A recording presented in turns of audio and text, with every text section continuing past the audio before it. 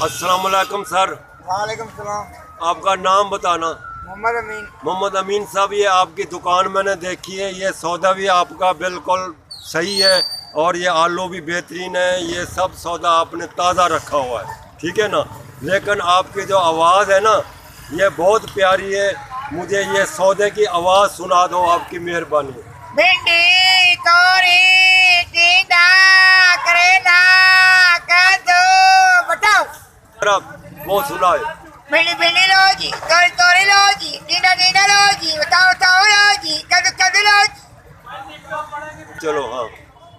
भिंडी करेला तोरी करेला कद्दू करेला गाँव करेला आलू करेला पालक करेला गोभी करेला गाजर करेला बड़े करेला गाँव करेला।